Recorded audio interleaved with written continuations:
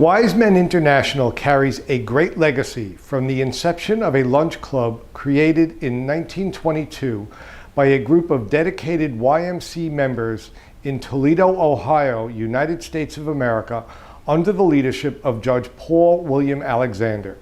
Today, the International Association of Wise Men's Clubs is a worldwide fellowship of persons actively serving the YMCA and our local communities to build a better world for all humankind, with the motto, to acknowledge the duty that accompanies every right.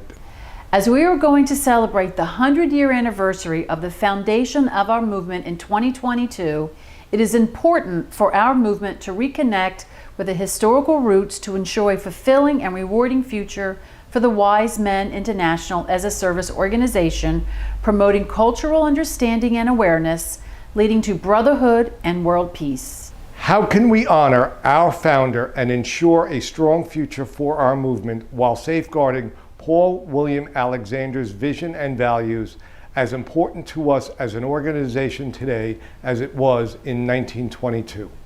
Over several days, the group visited various Ohio landmarks of historical significance to our movement, including where Paul William Alexander lived and worked, as well as his burial site, gathering information on his life to share with today's membership and to further develop our Legacy Project initiative planned for our centennial. The tour began on January 7th with a first stop at 1017 North Huron Street in Toledo, the address identified as Paul's childhood home, where he was raised by his mother and his elder sister from the age of 3, following the untimely death of his father. The building we found was run down and appeared abandoned. The second stop that day was the address where he lived with his family after marriage. The home at this location was small but relatively tidy. Despite our efforts, we could not find anyone to talk to us. Next, we visited St. Paul Episcopal Church, where his funeral and memorial service had been led by Reverend Howard H. Graham on July 3, 1967. Paul was a member of this church in the 1930s and 1950s.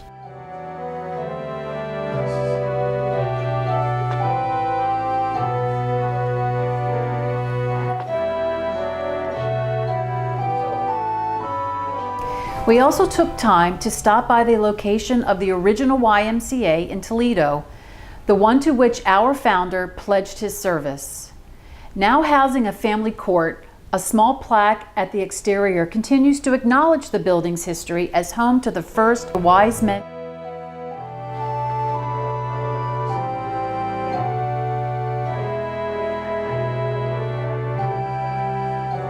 Our final destination on this part of the tour was the historic Woodland Cemetery, where we knew from Founder Legacy Project co-chair Debbie that Paul William Alexander, his wife Lorraine, and his children were buried.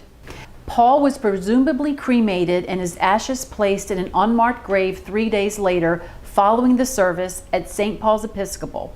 He was joined by Lorraine the following summer on August 19th, 1968.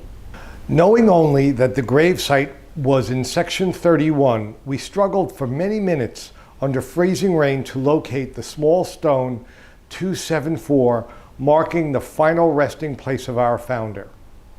It was mind-boggling to the group that there was no headstone or official recognition of our esteemed leader.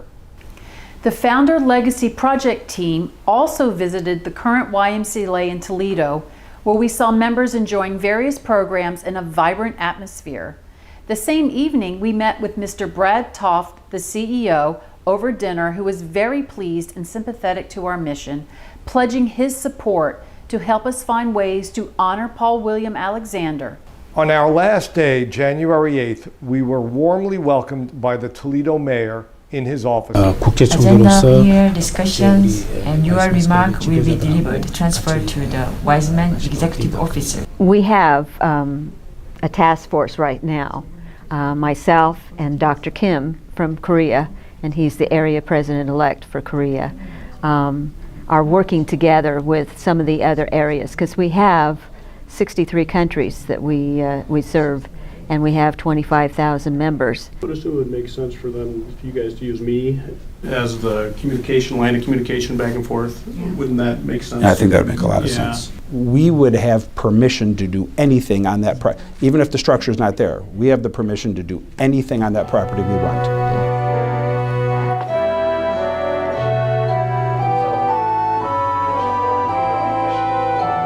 The legal permission to make improvements to that property, to build something, there are no restrictions. It's just a matter of how we would afford it. So.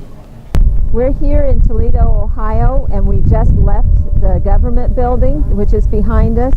We had a meeting with the mayor of Toledo as well as the CEO of the YMCA in Toledo, and we hope to be able to come up with a feasible way of honoring all of it. We are getting near centennial of our movement, the year 2022. In that context, the Convention of Denmark is very important. I think the Convention of Yosu showcased the possibility and challenges.